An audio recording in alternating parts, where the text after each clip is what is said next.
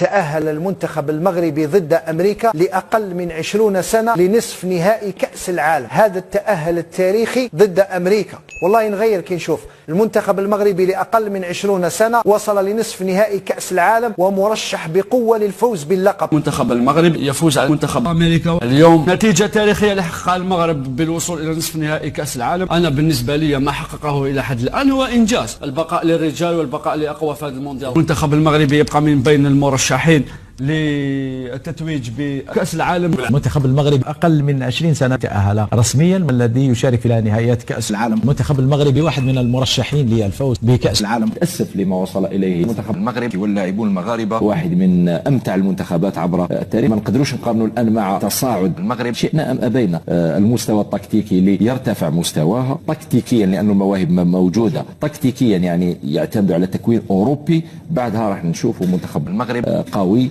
يقدر يقارع ويتفوق على المنتخبات الأوروبية. المنتخب المغربي اليوم بصحتهم، احنا ما نقدروش نحسدوهم، لا بصح الكونترا. انا بالنسبه لي فريمون بصحتهم، لانهم ياتون بمنتخب مشكل من نجوم ينشطون في اوروبا. اليوم فوزي القجع عنده سلطه يطبقها، يفيد منتخب بلاده. منتخب المغرب اقوى المرشحين هذه السنه، عنده فريق قوي جدا، وبعدها ايضا تاهل الى كاس العالم صراحه قوي. عندها خط دفاع قوي، خط وسط قوي، وخط هجوم قوي جدا ايضا.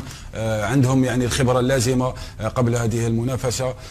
حسب رايي هي المرشح الاول بالنسبه لي يعني. المغرب واللاعبون المغاربة يملك جيلا أحسن من الجيل السابق الذي شارك في الدورة الماضية التي وصل فيها إلى النهائي.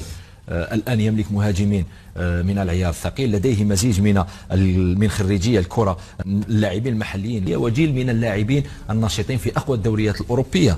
هناك اللاعبون الناشطون في الدوري الألماني.